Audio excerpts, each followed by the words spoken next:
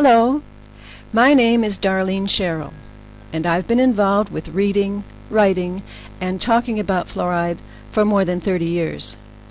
This is a message about new sources of fluoride in both foods and beverages.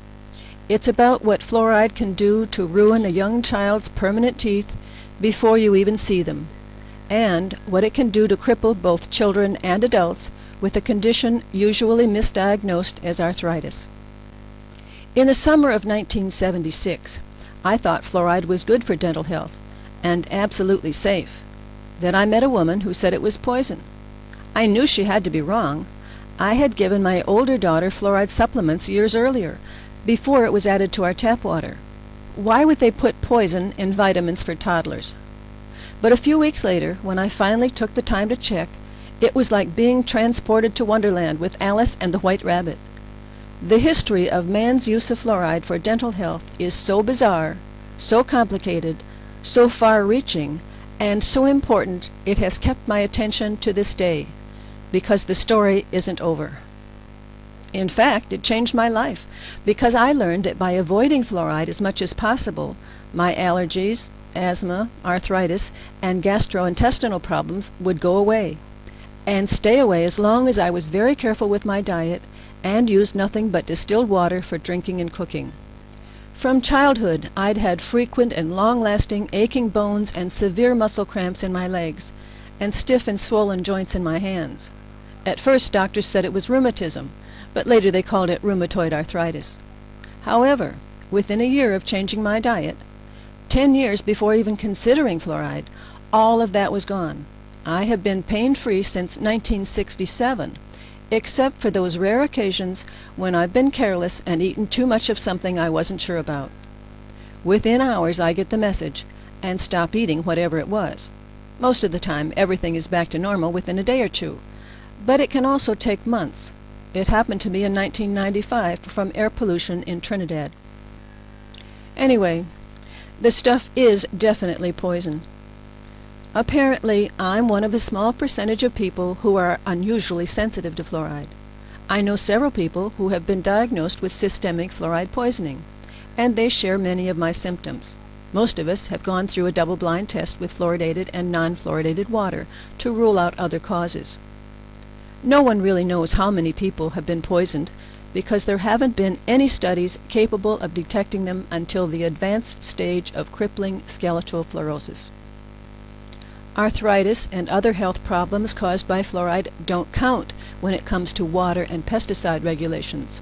Only the final stage, described as crippling deformities of the spine and major joints with neurological deficits due to compression of the spinal cord. It's a lot like saying cancer is okay, as long as you're not dead. In 1977, the U.S. National Academy of Sciences, NASNRC, published a book called Drinking Water and Health.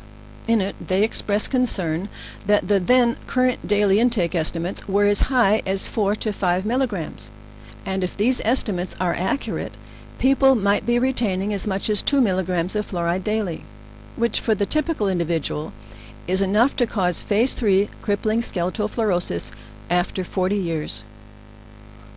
Before that time, everyone thought people were still getting the same dosage they got during the 1940s, 1.5 milligrams per day in areas where there was 1 milligram of fluoride in each liter of water.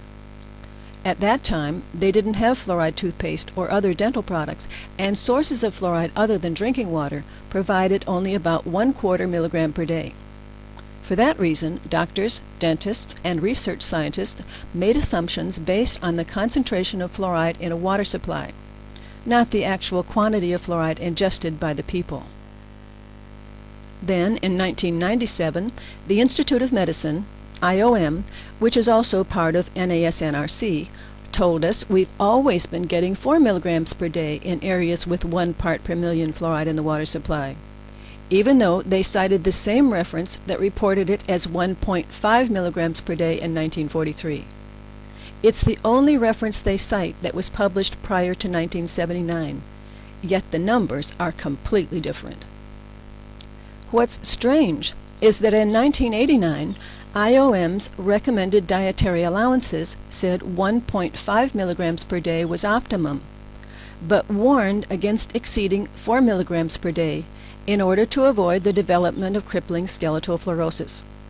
Then, just a few years later, they raised the recommended intake from 1.5 to 4 milligrams and raised the tolerable intake from 4 to 10 milligrams, with no new research other than one man who mentioned another man who had used some high fluoride water from age 22 to age 30 without developing crippling skeletal fluorosis. The water was high in magnesium and sulfate, so it wasn't used much for drinking and cooking. Believe it or not, that's the proof that water fluoridation, as well as current pesticide residue tolerances, are safe. That's modern science for you. The same dose is crippling one day and safe the next, depending on the economic and political climate surrounding the poison itself. However, what you need to know is that EPA, the U.S. Environmental Protection Agency, recently approved a new pesticide with tolerances for fluoride residues on some basic items higher than 100 milligrams per kilo.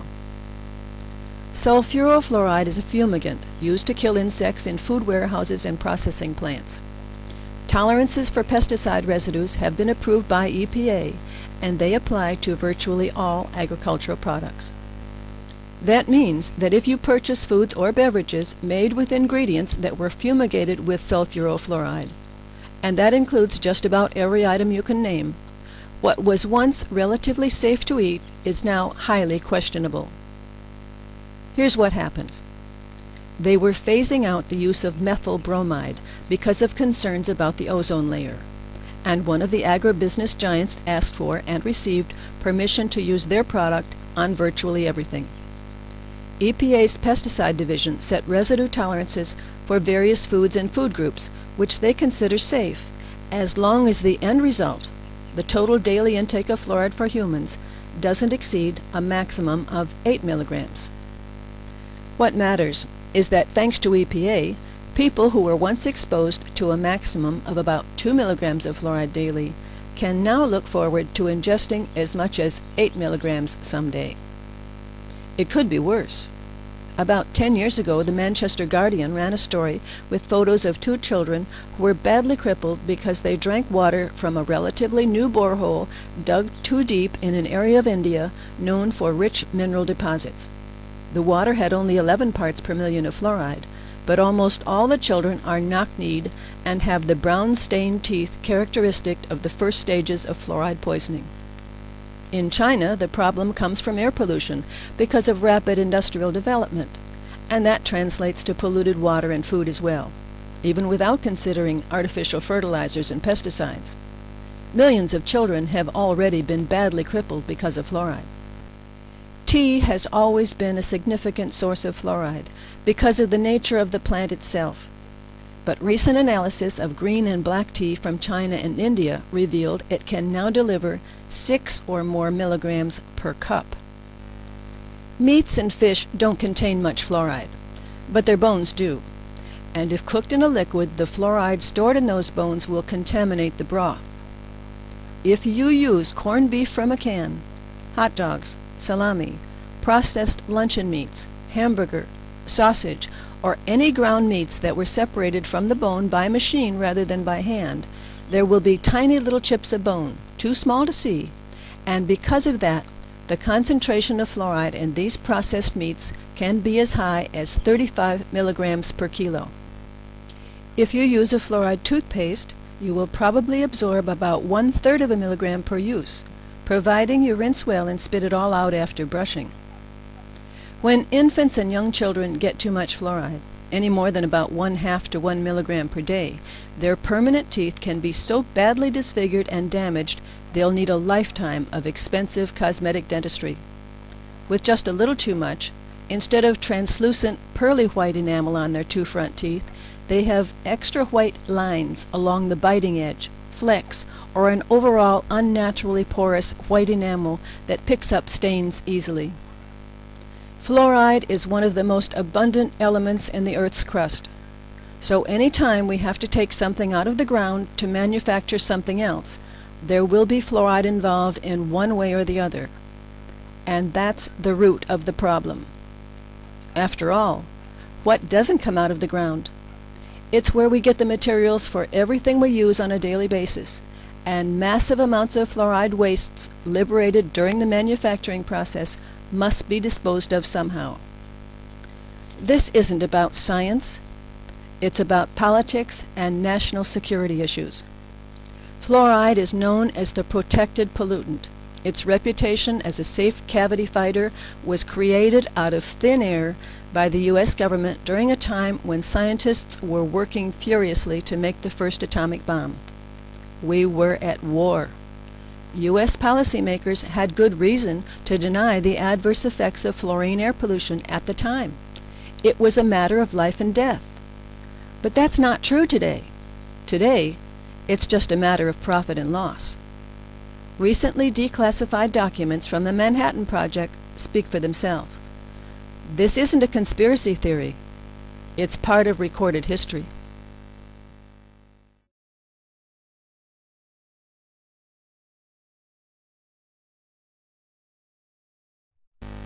Cereals, fruit juice, and cosmetic effects. Wherever you live, chances are that most of the fluoride in your diet comes from pesticides, fertilizers, air pollution, and prescription drugs. Young children who use toothpaste without supervision or consume ready-to-eat breakfast cereals and fruit juices are especially at risk.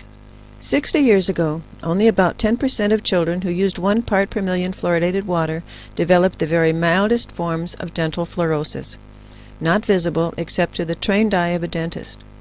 Today, mild dental fluorosis is considered the norm in the United States, and for many years, dentists have been making more money fixing the damage caused by too much fluoride than by fixing the damage caused by tooth decay. At the same time, the U.S. government has decreed that no matter how badly stained and pitted your child's teeth are, it's not really an adverse health effect. It's only a cosmetic effect that occurs when infants and young children ingest more than 1 milligram of fluoride daily.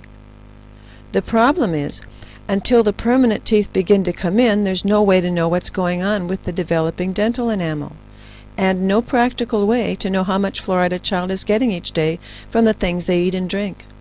The 1991 results of the United Kingdom Total Diet Study showed that tea was the major source of dietary fluoride for adults in that country, 1.3 milligrams of the total daily intake of 1.8 milligrams.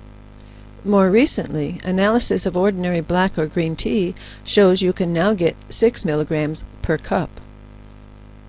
Welcome to Wonderland. I'd like you to meet Alice and the rabbit.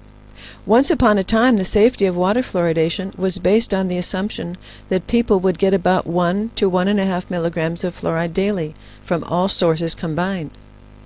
They told us not to exceed 4 milligrams per day, or we might eventually reach the crippling stage of skeletal fluorosis. But now that we can get 6 milligrams of fluoride per cup of tea, and almost 8 milligrams from pesticide residues, safety is still guaranteed. Not based on any new or even old safety studies, but simply because Uncle Sam said so. Unlike most chemical compounds that pollute our food and water supply, fluoride is ubiquitous. Its increasing presence in virtually everything we eat and drink is protected by an outdated policy born over 60 years ago in order to minimize environmental and health concerns perceived by Uncle Sam to be petty, costly, and potentially crippling to the nation itself.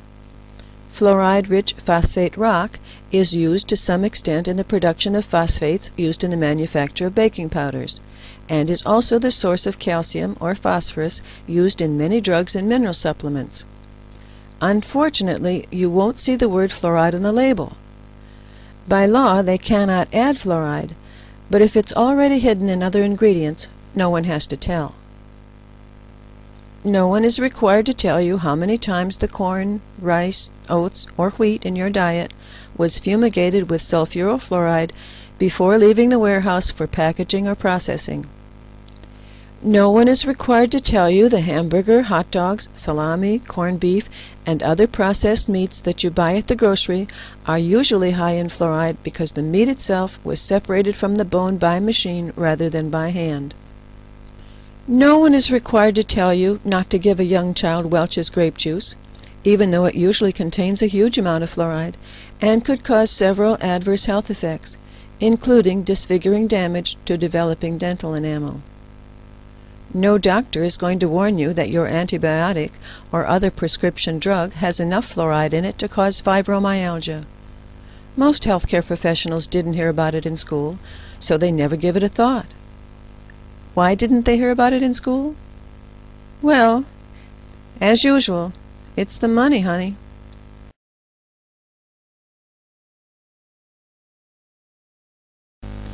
Industry and the air we breathe. Fluoride, and our perception of its safety and effectiveness in preventing tooth decay, is tied up with political, economic, and national security issues.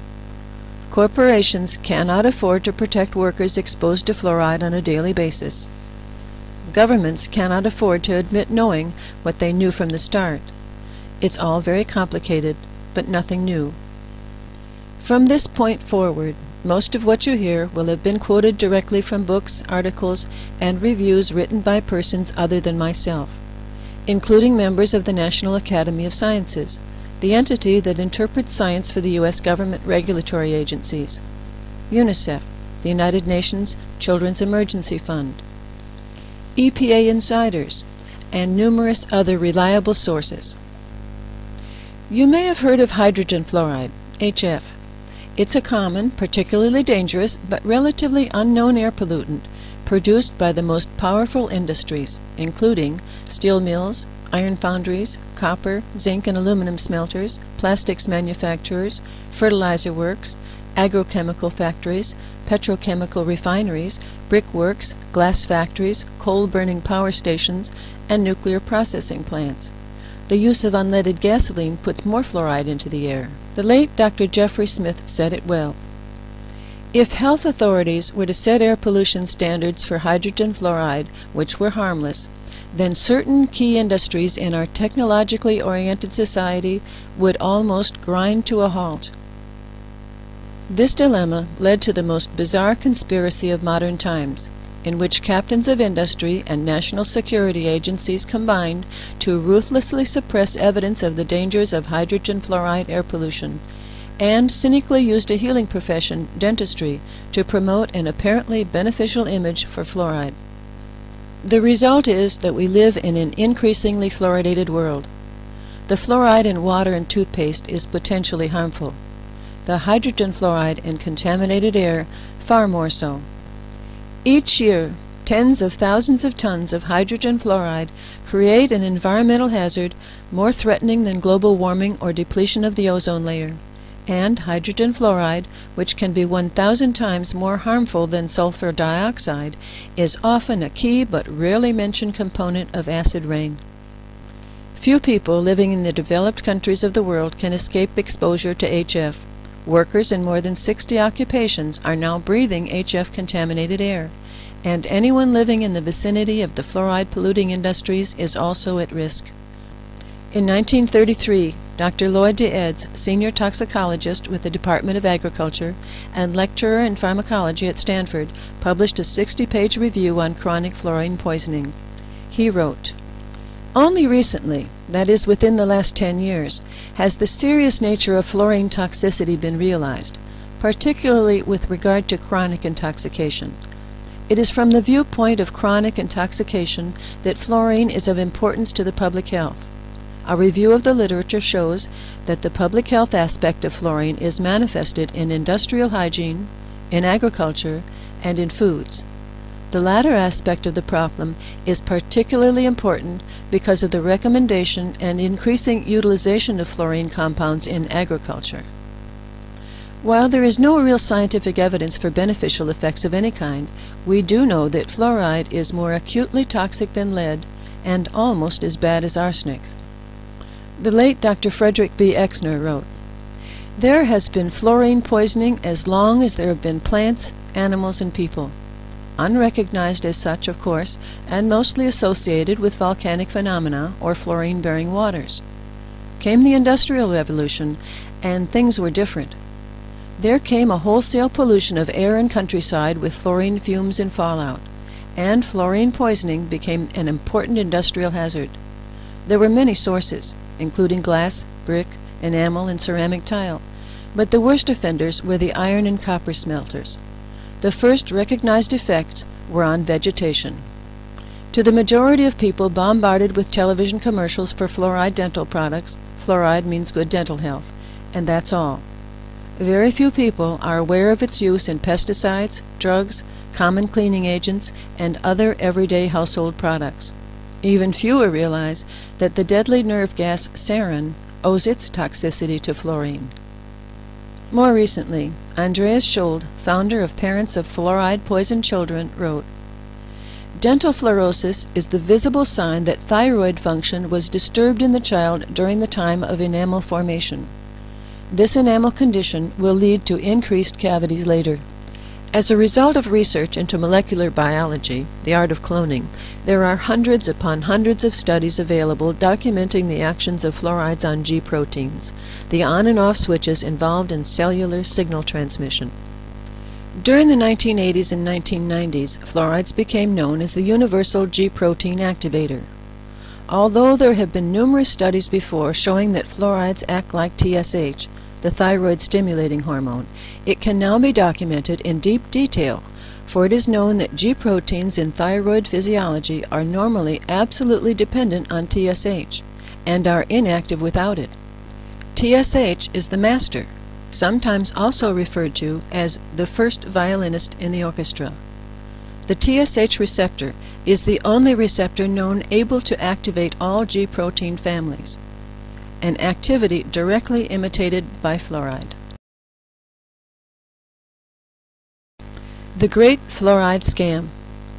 In an article for Far Shore News titled "The Great Fluoride Scam," James Donahue wrote, "I was a child when fluoride, a byproduct from the manufacture of atomic bombs, was first introduced to the American people. Nobody told us where fluoride came from. All we knew is that it was a newly discovered chemical that would make our teeth extra hard and ward off cavities. When a free fluoride clinic was set up one summer in our school, all the kids in town lined up to have the bitter-tasting stuff rubbed on their teeth. We were pretty gullible in those days. The period immediately following World War II was a time of scientific advancement. After the inventions of nylon, rayon, plastic, and other marvelous products that replaced fabrics, rubber, and steel during the war years, people were lulled into the belief that those balding men in white laboratory jackets could solve all of the problems of the world. The belief was so strong that we blindly accepted whatever a scientist told us. Nobody dreamed that we might be victims of fraud. But alas, after years of drinking, scrubbing, and consuming fluoride-laced products, we now learn that we've been scammed. This chemical is found to be totally ineffective in preventing tooth decay. Not only that, it seems to be directly linked to a variety of medical problems ranging from discolored teeth to bone disease and cancer. In short, fluoride is a poison. This is not news to the medical world. The Journal of the American Medical Association and the New England Journal of Medicine have both reported greater incidence of hip fractures in fluoridated areas. The National Institute of Environmental and Health Services has linked fluoridation with cancer. Yamianis writes that the acceleration of the aging process by fluoride occurs at the biochemical level by causing enzyme inhibition, collagen breakdown, genetic damage, and disruption of the immune system. Fluoride interacts with the bonds which maintain the normal shape of proteins, he continues. With distorted protein, the immune system attacks its own protein, the body's own tissue. The visual and physical effects from prolonged exposure to fluoride include nausea, bloody vomit, faintness, stomach cramps, tremors, constipation, aching bones, stiffness, skin rash, weight loss, and brown or black discoloration of the teeth. The horror in this story is that fluoride was known as a deadly poison from the start. But if this was true, why would the U.S. government promote the sale of it to its own people, and later people all over the world? There is compelling evidence that the program of water fluoridation began as a massive effort to cover up bad publicity from one of the most toxic materials to emerge from the government's secret nuclear weapons program. The idea was that if fluoride could be presented to the country as beneficial, then no one could sue the government for being harmed by it. Now that the truth about fluoride is out, why haven't towns and toothpaste companies stopped dumping this terrible poison into our water and toothpaste supplies? Don't expect that to happen. This is a multi-billion-dollar industry. Nobody shuts down a money machine like that without a fight.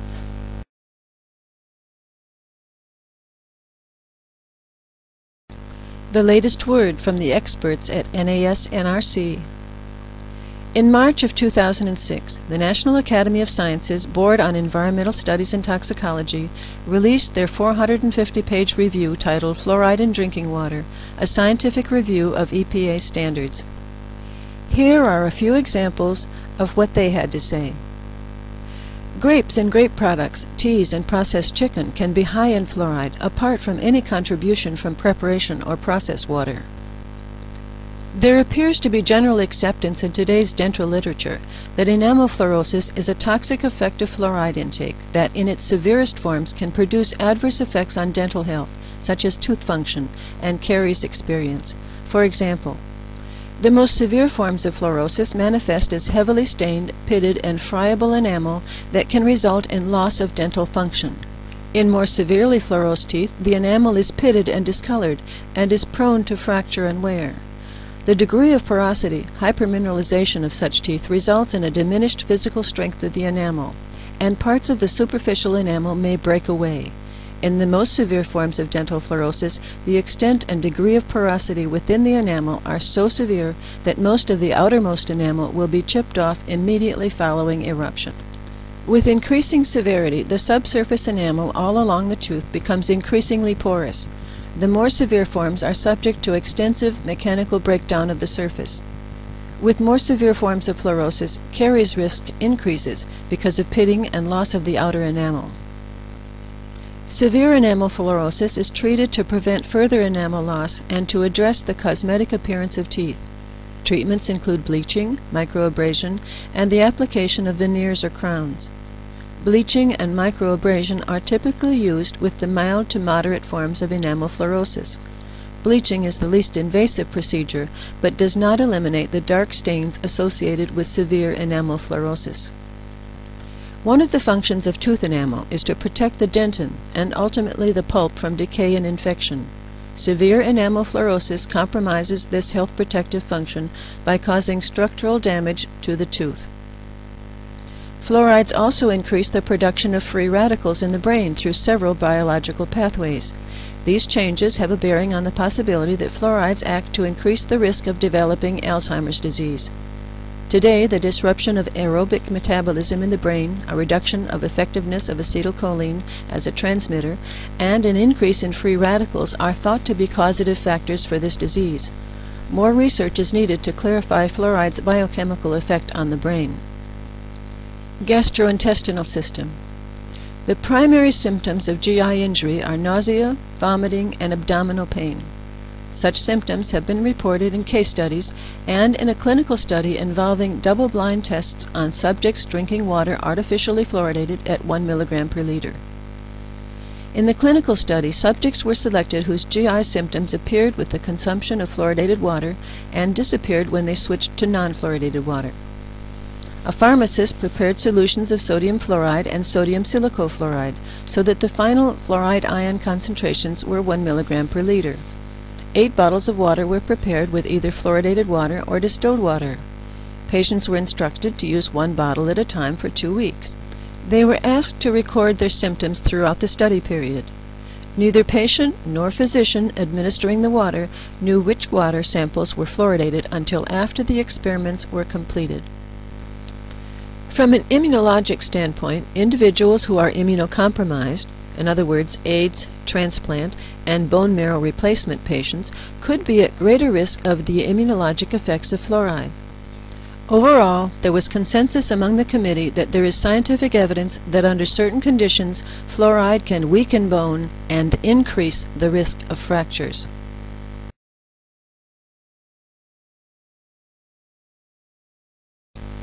Legal issues. Why haven't people been able to stop water fluoridation? The following is from a press release dated June 30, 1993. Despite serious questions on the wisdom of the city's course of action, Wisconsin Circuit Judge Peter Grimm today refused to order an end to the fluoridation of the local drinking water.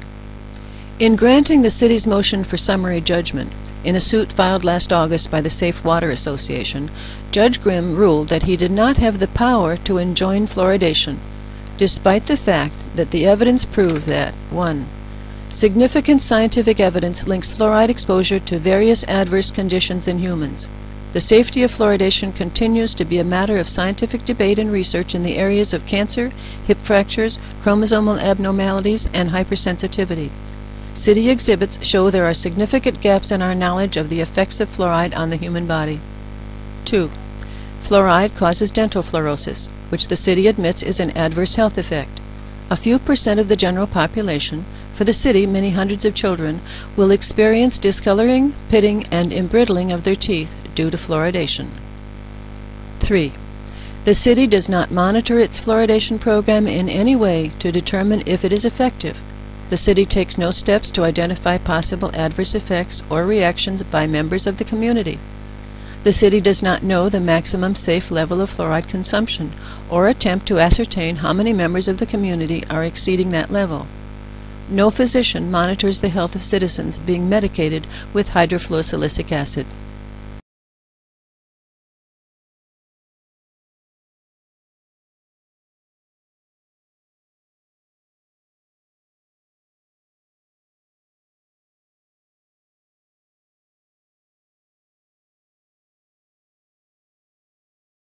How we stopped worrying and learned to love funky teeth. EPA insiders Drs. Robert J. Carton and J. William Hersey wrote, sometime in the middle of April 1985, just 1 month before the proposed recommended maximum contaminant level was published in the Federal Register, private discussions with key personnel involved in the drafting of the new regulation began to surface some serious ethical problems. It started with a chance meeting between one of the authors, Carton, and a professional from the Office of Drinking Water in a hallway of the East Tower of Waterside Mall, EPA's headquarters. When we saw him in the hallway, he looked disgusted, so we asked him what was going on. He said he was writing the fluoride regulation, and didn't believe a thing he was writing. He had to carry on, however, because it was his job. To put it another way, it was his duty to obey. There was also the unstated understanding, which all employees know, that if you buck the decision, you may end up with a poor performance appraisal, or worse. Years later, one professional, who blew the whistle on the downgrading of results in the animal cancer study of fluoride in drinking water, was fired, although later rehired after a protracted court battle. When the fluoride regulation was published, its author did protest with an unsigned, tongue-in-cheek press release that was circulated among the staff. Quote, the Office of Drinking Water, in conjunction with the Office of Management and Budget, proudly presents their new and improved fluoride regulation, or How We Stopped Worrying and Learned to Love Funky Teeth. Up to now, EPA, under the Safe Drinking Water Act, has regulated fluoride in order to prevent children from having teeth which look like they've been chewing brown shoe polish and rocks. The old standard, which was based upon the consumer's average shoe size and the phase of the moon, generally kept fluoride levels below 2.3 milligrams per liter. EPA, in response to new studies, which only confirmed the old studies, and some flat-out political pressure, has decided to raise the standard to 4 milligrams per liter. This increase will allow 40% of all children to have teeth gross enough to gag a maggot. EPA selected this level based on a cost-effectiveness study, which showed that it is cheaper for people to keep their mouth shut than to remove the fluoride. Unquote. Thyroid hormones. As noted by Andreas Schold, founder of Parents of Fluoride-Poisoned Children, thyroid hormones are extremely important in the regulation of metabolic processes and brain development. Every cell in the body depends on thyroid hormones for regulation of their metabolism. Many of the symptoms documented in the vast literature on the subject of chronic or low-grade fluoride poisoning can be directly related to thyroid functions and disorders. One of the most prominent features of pre-skeletal fluorosis is the extraordinary general fatigue experienced by most sufferers. a marked weakness usually linked to low activity of the thyroid gland. It is only in the last 2 decades during which endocrinology has progressed so rapidly that now over 150 symptoms and associations can be identified in hypothyroidism. Almost all correlate with known symptoms of fluoride poisoning. Most of the double-blind test results, which led to the ban of fluoridation in Holland, are now recognized symptoms of hypothyroidism. In 1940, authors Robert H. Wilson and Floyd DeEds from the United States Department of Agriculture, discussing the role of fluorine in pesticide sprays, wrote, "Should a spray residue tolerance limit for fluorine be set to protect the normal, the hyperthyroid, or the hypothyroid individual? Should the tolerance limit take into consideration that in certain areas the public is already exposed to a fluorine intake in the drinking water?"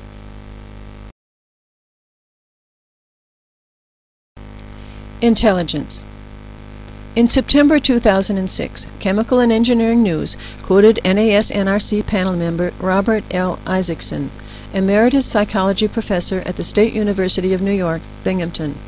According to this article, generally, fluoride impairs the brain's ability to perform signaling functions, with the consequence that messages that are passed along the many pathways are likely to be incomplete or wrong. One way fluoride interferes is by disrupting the creation and breakdown of neurofilaments in the axons of neurons. Fluoride also interferes with both primary and secondary signaling in the nervous system. Fluoride may also increase the number of plaques and tangles in the brains of adults, which could contribute to dementia. In several studies using rats, chronic exposure to sodium fluoride or aluminum fluoride in drinking water led to plaques and tangles in the rats' brains that are similar to the abnormalities found in Alzheimer's patients. Furthermore, it appears very likely that exposure to fluoride in the womb and throughout early life lowers intelligence. Epidemiological studies suggest that fluoridation of drinking water decreases the number of children at the very bright end of the IQ spectrum and increases the number in the low IQ region. UNICEF, the United Nations International Children's Emergency Fund. Fluoride in water, an overview. In many countries, fluoride is purposely added to the water supply, toothpaste, and sometimes other products to promote dental health. It should be noted that fluoride is also found in some foodstuffs and in the air, mostly from production of phosphate fertilizers or the burning of fluoride-containing fuels, so that the amount of fluoride people actually ingest may be higher than assumed. It has long been known that excessive fluoride intake carries serious toxic effects, but scientists are now debating whether fluoride confers any benefit at all. Fluoride was first used to fight dental cavities in the 1940s. Its effectiveness depended on 2 grounds. 1. Fluoride inhibits enzymes that breed acid-producing oral bacteria, whose acid eats away tooth enamel. This observation is valid, but some scientists now believe that the harmful impact of fluoride on other useful enzymes far outweighs the beneficial effect on caries prevention. 2. Fluoride ions bind with calcium ions, strengthening tooth enamel as it forms in children. Many researchers now consider this more of an assumption than fact, because of conflicting evidence from studies in India and several other countries over the past 10 to 15 years. Nevertheless, agreement is universal that excessive fluoride intake leads to loss of calcium from the tooth matrix, aggravating cavity formation throughout life rather than remedying it, and so causing dental fluorosis. Severe, chronic, and cumulative overexposure can cause the incurable crippling of skeletal fluorosis. Dental fluorosis, which is characterized by discolored, blackened, mottled, or chalky white teeth, is a clear indication of overexposure to fluoride during childhood when the teeth were developing. These effects are not apparent if the teeth were already fully grown prior to the fluoride overexposure. Therefore, the fact that an adult may show no signs of dental fluorosis does not necessarily mean that his or her fluoride intake is within the safety limit.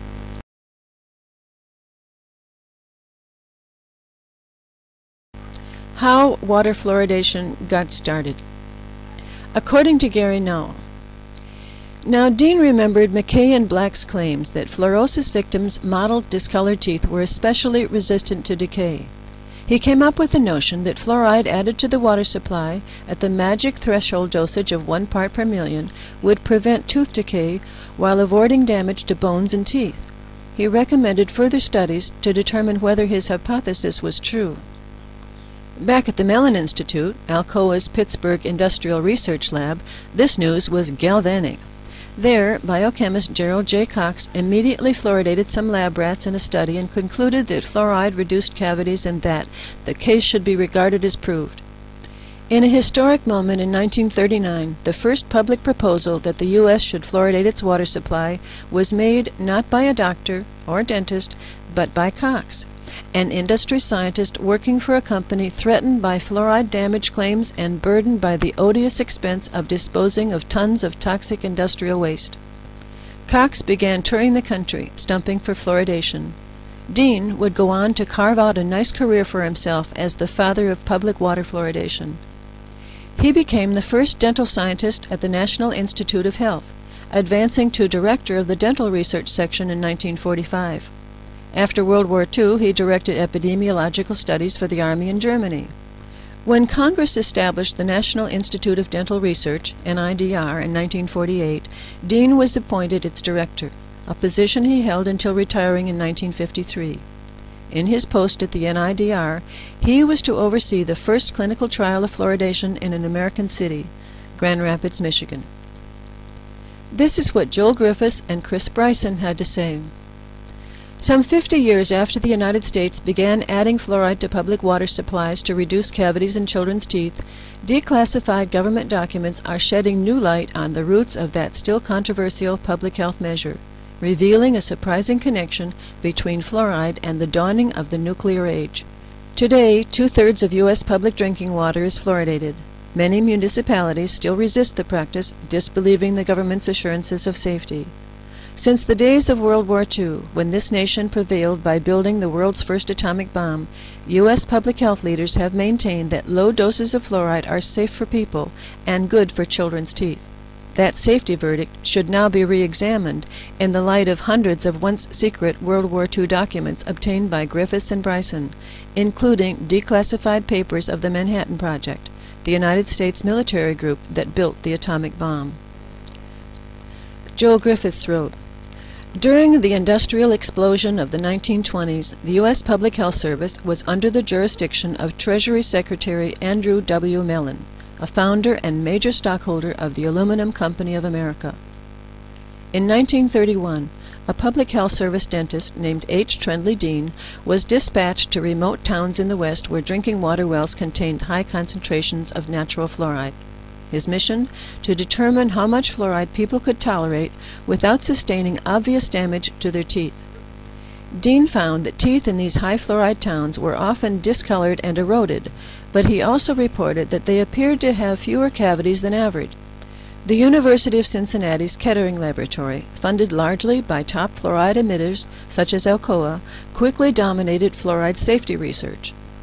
A book by Kettering scientist and Reynolds Metals consultant E.J. Largent was admittedly written in part, quote, to aid industry in lawsuits arising from fluoride damage, unquote. Nonetheless, the book became a basic international reference work. Frederick B. Exner wrote, "Around 1900, the very existence of the smelter industry, both in Germany and Great Britain, was threatened by successful suits for fluoride damage and by burdensome laws and regulations. Today, that same threat hangs over the bulk of American big industry, and fluoridation offers both camouflage and scapegoat, hence the relentless and uncompromising drive for universal fluoridation."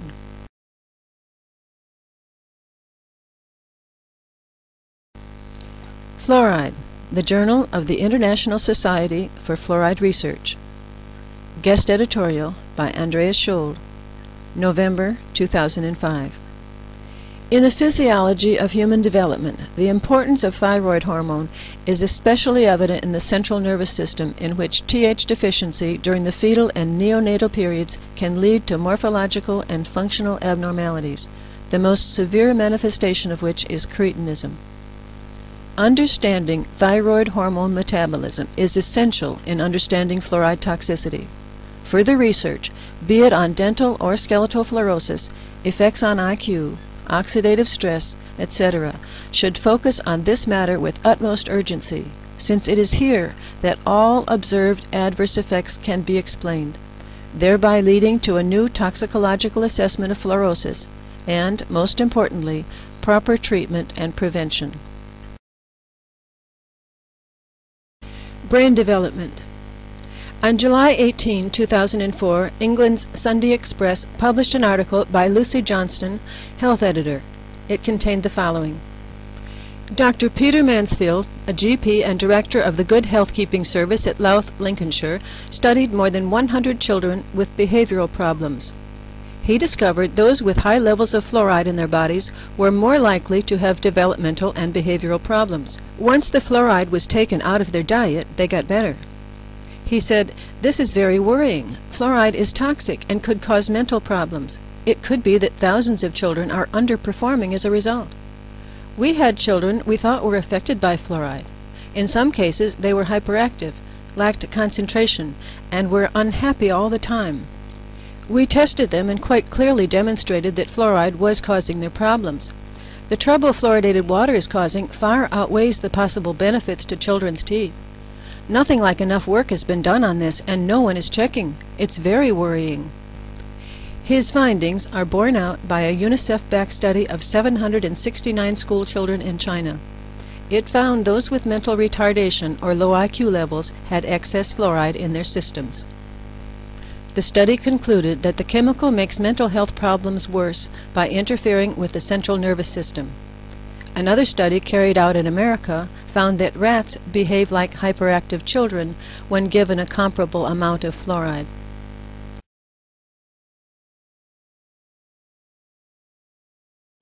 The U.S. economy.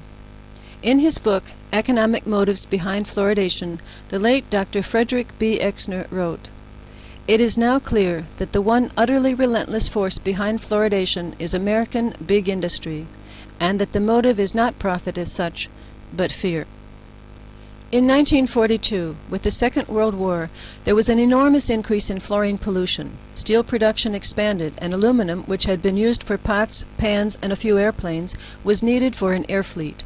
Moreover, these industries invaded parts of the country that were not used to fluorine-polluted air. For example, the steel plants in California and Utah, and aluminum factories in Washington and Oregon. Crops and livestock suffer, and people didn't like it. Even the deer in the hills around Provo, Utah, had mottled teeth. Meanwhile, some millions in damage suits were filed, and many hundreds of thousands paid in settlements or judgments. One suit for damage to the members of the Paul Martin family is the only successful suit for damage to humans by fluorine pollution in the United States to date. Alcoa, Kaiser, Harvey Aluminum, Olin Matheson, Victor Chemical, and Food Machinery and Chemical all joined in the suit as friends of the court. Practically all the medical testimony for the company came from 4 men from Kettering and 1 formerly from Kettering. The story elsewhere is similar. At Sauvie Island, Longview, Tacoma, Spokane, with extensive damage to crops, land, and livestock. At Longview, the people voted down fluoridation in 1952. A few years later, children started to show mottled teeth, whereupon the council put in fluoridation without a vote. Now the mottling can be blamed on the water rather than the aluminum plant. Chemical and Engineering News, Special Report on Fluoridation, 1988. On August 1, 1988, CNN published a special report on fluoridation of water. The following excerpts are quoted from that article. In the second clinical stage, pains in the bones become constant, and some of the ligaments begin to calcify. Osteoporosis may occur in the long bones, and early symptoms of osteosclerosis are present. Bony spurs may also appear on the limb bones, especially around the knee, the elbow, and on the surface of the tibia and ulna. In advanced skeletal fluorosis, called crippling skeletal fluorosis, the extremities become weak and moving the joints is difficult. The vertebrae partially fuse together, crippling the patient. The situation is complicated because the risk of skeletal fluorosis depends on more than the level of fluoride in the water. It also depends on nutritional status, intake of vitamin D and protein, absolute amount of calcium, and ratio of calcium to magnesium in drinking water, and other factors. Although skeletal fluorosis has been studied intensely in other countries for more than 40 years, virtually no research has been done in the United States to determine how many people are afflicted with the earlier stages of the disease, particularly the preclinical stages.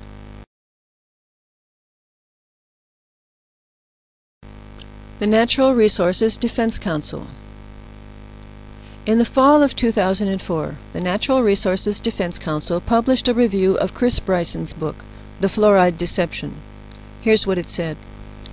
Ever wonder about fluoride? Most of us believe the substance is a harmless dental panacea, found in toothpaste and fortified water. To industry, fluoride signifies something else entirely.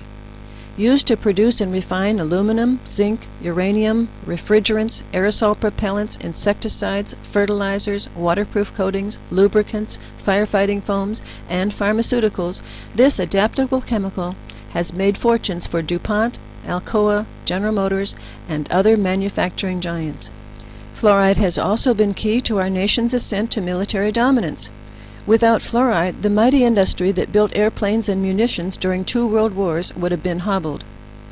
Equally significant, without the innovative fluorine-based compounds concocted in corporate and academic research laboratories, the United States might not have been the first to build the atomic bomb.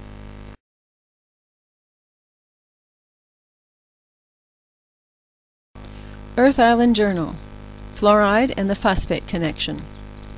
During the late 1960s, fluoride emissions were damaging crops, killing fish, and causing crippling skeletal fluorosis in livestock.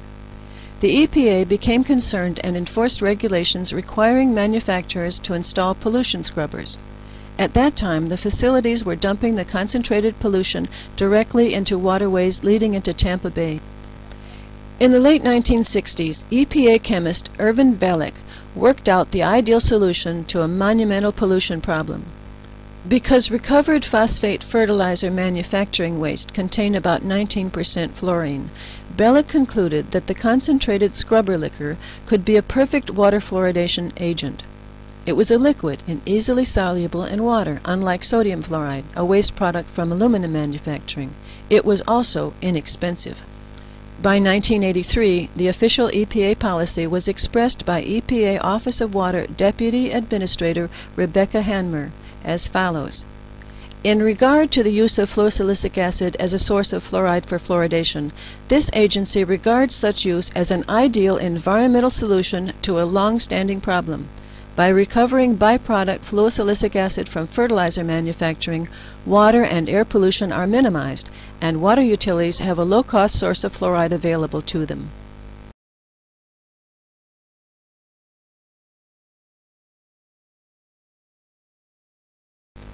EPA regulations.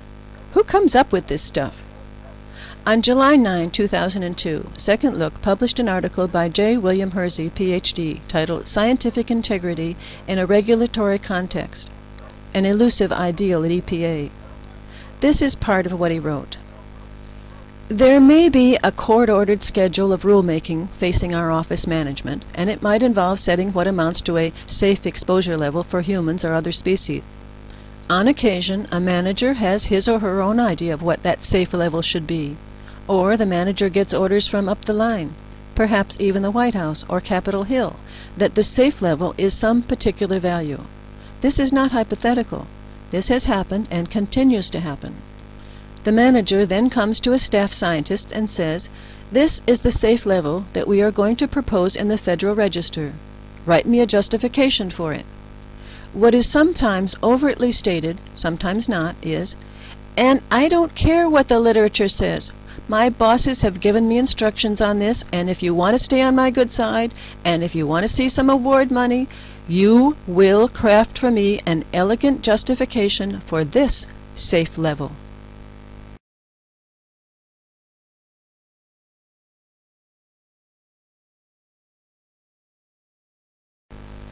Fluoride, the Aging Factor, by Dr. John Yamianis. In this book, the late John Yamianis, Ph.D., explains the nuts and bolts involved with fluoride poisoning. through the eyes of a biochemist. He also writes about the special interests and people behind the promotion of water fluoridation, who they are, how they operate, and why they scratch each other's back. John and I worked together on a major court case in Pittsburgh in 1978, and for several months my daughter Julie and I lived with the Yamianis family at the farm in Delaware, Ohio. Julie, by the way, was poisoned by fluoride as an infant and experienced a spontaneous fracture of her ankle as a child. The X-rays were identical to those published in case reports of skeletal fluorosis. Later, as a teenager, she lost her thyroid gland to cancer, also because of fluoride. I myself lived with arthritis, allergies, and gastrointestinal problems from age 7, almost died in anaphylactic shock at age 18, and had symptoms suggesting a series of small strokes by age 25. After an EEG showed clear evidence of poisoning by some unknown chemical, I changed my diet. Within a year, all of my health problems had disappeared. The twisted joints in my hands were permanent reminders, but my arthritis was gone. And it stayed gone as long as I avoided fluoride as much as possible. Then, at age 54, I discovered the joys of fibromyalgia caused by fluoride air pollution. For 3 months, the pain was excruciating and relentless. Justice Flaherty was thoroughly convinced that water fluoridation was increasing the cancer death rates, but when he issued an injunction to stop it in Pennsylvania, he discovered the courts don't have jurisdiction, because water fluoridation is considered a legitimate police power of the state. At about the same time, Michigan became the first state to repeal its mandatory water fluoridation law, giving citizens the right to vote rather than forcing it on them. This came about after I persuaded Governor Milliken's staff there was evidence that although the concentration of fluoride in the water supply hadn't changed, the concentration in food had increased dramatically. 2 committees were appointed to look into the matter, and then Michigan's Toxic Substance Control Commission got involved and issued a warning. At one point, the director of the Michigan Department of Public Health gave radio and newspaper interviews supporting my point of view about runaway dosage, way back then. Then he quit his job and took another at the department. The story made headlines in several newspapers, and my husband stopped telling me I couldn't fight City Hall. I was lucky. The legislature was revising the health code. All they had to do was leave out the part about mandatory water fluoridation. The Michigan Dental Association, the American Dental Association, and numerous other individuals and groups did their best, but it wasn't enough. The people would decide. In August 1983, the big guns got together for a symposium at the University of Michigan. According to Dr. Yamianis, the stated purpose of the meeting was to discuss the status of organized opposition to fluoridation, to analyze probable motives influencing the anti-fluoridation movement, to assess the need for a national fluoridation strategy, to develop political and legal strategies for the defense and promotion of fluoridation, and to evaluate past legal and political pro-fluoridation initiatives, focusing on the defeats as well as the victories. John also writes about Stephen Barrett of quackwatch.com, who sued me for $100,000 a few years ago and lost. I had challenged him to name just one fluoridation safety study capable of finding what it was supposed to be looking for, and then published the fact that he couldn't name one, although he claims there were hundreds. Conclusion. The controversy over fluoride isn't about science. It's about politics. It's all about controlling how we as consumers perceive the world around us. Is that beautiful bright red apple really good for your child or yourself? Or does it have something hidden inside that's not good at all? I think you have a right to know, but I'm not in the apple business. I also think it's time for the U.S. government to admit they made a mistake with fluoride, but I'm not in charge of national security or the economy either. Well, that's the end of my message. Now you know why there's fluoride in your toothpaste, what fluoride can do if you get too much of it, where it's coming from, and especially why it's very important to be careful with fluoride toothpaste or mouthwash, and as much as possible, avoid foods grown with artificial fertilizers and pesticides. If you need a prescription drug, ask for one that doesn't contain fluoride in its chemical structure. And be wary of mineral supplements that don't show the fluoride content on the label. If you live in an artificially fluoridated area, each liter of water will provide about 1 milligram of fluoride, 1 part per million. If you have your own well, it could be as little as 0.2 milligrams, or, very rarely, as much as 8 milligrams per liter. But ordinary well water tests don't involve fluoride. EPA's Drinking Water Division set an enforceable maximum concentration of 4 parts per million for municipal drinking water supplies. But their Pesticide Division allows as much as 130 parts per million, almost 60 milligrams per pound from sulfurofluoride pesticide residues in or on our food. It isn't possible to avoid fluorides altogether. And I'm not suggesting that everything you buy at the grocery store is unfit to eat. But, quite frankly, a lot of it is worth less than the container it comes in. One more thing. Thanks for listening.